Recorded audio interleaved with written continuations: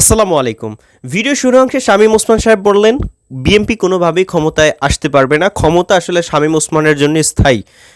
তো অন্যদিকে 10ই December BNP আসলে কি করবে সেটা বিএনপির ব্যক্তিগত বিষয়।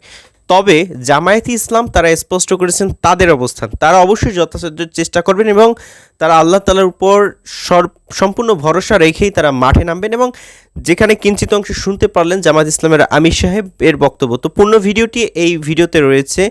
শামীম ওসমান সাহেব কেনই বা এমন বক্তব্য দিলেন এবং জামায়াত ইসলামের আমির কেনই বা আল্লাহর উপর ভরসা রেখে রাজপথে নামবেন এবং যথাসাধ্য চেষ্টা করবেন এবং সেখানে তারা আরও কী কী কর্মকাণ্ড ঘটাবেন, বিশেষ করে 10 ডিসেম্বরকে উদ্দেশ্য করে। তো চলুন শামীম ওসমান সাহেবের সেই বক্তব্যটুকু একটু শুনে আসি, যার দ্বারা শামীম ওসমানের বক্তব্য স্পষ্ট হয় এবং সর্বশেষে জামায়াত ইসলামের আমির সাহেবের বক্তব্য শুনে যাওয়ার অনুরোধ করছি। তো চলুন শামীম ওসমান সাহেবের সেই ভুয়া ফাটানো বক্তব্যটুকু একটু শুনে আসি।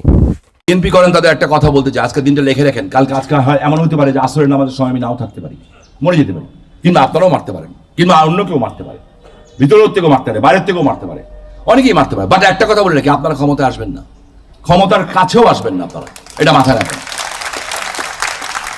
আপনারা বলবেন তাহলে আমরা কি করতেছি? আপনারা আপনাদের লন্ডনের পলাতক নেতার নির্দেশে মাঠে লাফাচ্ছেন, লাফান, কোনো সমস্যা নেই।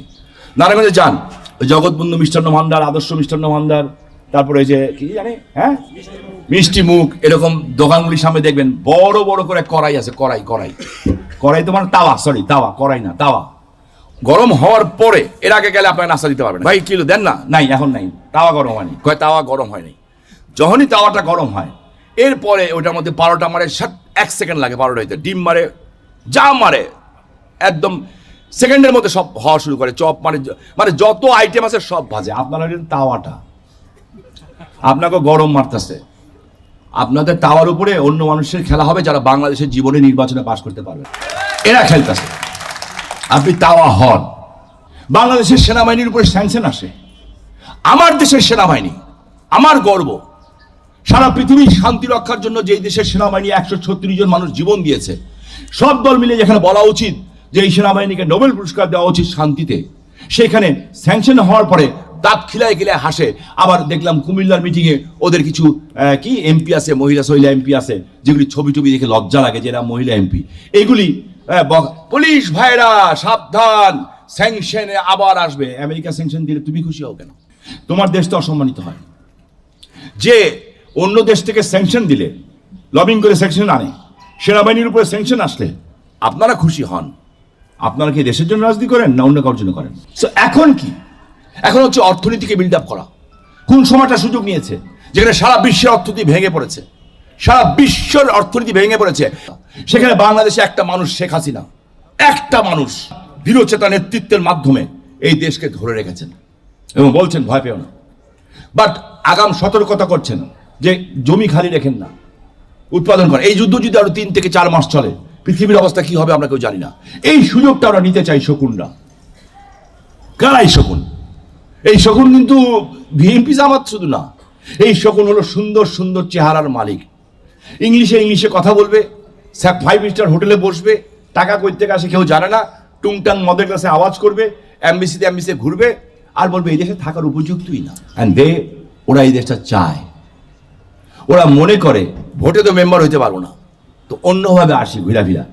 নারায়ণগঞ্জে অনেক আস্ফলন দেখতেছি, অনেক খুনিদের আস্ফলন দেখছি, যারা নারায়ণগঞ্জে কিছু বড় নেতা হওয়ার পরে নারায়ণগঞ্জে খুনের রাজত্ব সৃষ্টি করছে। আরে খুনের রাজত্ব আমাদের দল বাদ দেন, বিএনপির নেতা তৈমুর রহমান খন্দকারের ছোট ভাইকে পর্যন্ত হত্যা করা হয়েছিল, সাব্বিরকে। কেন? সে মাদকের বিরুদ্ধে কথা বলেছিল। এটা তো নারায়ণগঞ্জের মানুষ জানে যারা। এবং এরকম একজন না, বহু মানুষকে হত্যা, আমাদের সেলিমকে ধরে নিয়ে হত্যা করা হলো, জাফরকে হত্যা করা হলো, আমাদের সুইটকে জেলখানা থেকে বের করে ডান্ডা পেরিয়ে অবস্থায় পুড়িয়ে গুলি করে হত্যা করা হলো। বিএনপিতে এখন 2টা গ্রুপ হয়ে গেছে, একটা আম্মা গ্রুপ, একটা ভাইয়া গ্রুপ। ভাইয়া গ্রুপ এখন চিন্তা করে 2028-এর নির্বাচন, 24-এর নির্বাচন চিন্তা করে না। সে দেশের চিন্তা কি করবে? মায়ের চিন্তা করে না, দেশের চিন্তা করবে। মা মরে মরে অবস্থা সেখানে আসে না, বড় বড় কথা। এরা কারা? এরা গত কিছুদিন আগে কি করলো? শামীম ওসমান সাহেব একজন তেজস্বী বক্তব্যধারী একজন রাজনীতিবিদ। তিনি আসলে খেলে দেওয়ার মতো একজন অভ্যস্ত ব্যক্তি, বিভিন্ন যে সময় খেলার জন্য মাঠে রাখেন। তো চলুন এবার জামায়াত ইসলামের আমির সাহেবরা আসলে তাদের ভূমিকাটা কি থাকবে, তারা আসলে কেনই বা মাঠে নামবেন এবং তাদের কর্মসূচি কী থাকবেন এবং তারা আসলে কিসের উপর ভরসা করেই মাঠে নামবেন। চলুন আমরা তাদের মুখ থেকে সে বক্তব্যটুকু একটু শুনে আসি। বাংলাদেশ জামাত ইসলামী অধিকার আদায়ের সংগ্রামে ইনশাআল্লাহ আমরা পিছপা হব না। আমরা আমাদের আল্লাহর দেওয়া শক্তি অনুযায়ী সঙ্গত সর্বোচ্চ ভূমিকা রাখার চেষ্টা করব ইনশাআল্লাহ। আন্দোলনের মাধ্যমে জুলুমবাজ সরকারকে বিদায় করে জনগণের অধিকার ফিরিয়ে নেওয়ার আমরা দেশবাসীকে আহ্বান জানাবো। আসুন, স্বৈরতন্ত্রের হাত থেকে, জুলুমতন্ত্রের হাত থেকে প্রিয় জন্মভূমিকে মুক্তি করার জন্য আমরা মিলেমিশে একসাথে লড়াই করি। শত বাধা বিপত্তি সত্ত্বেও আমাদেরকে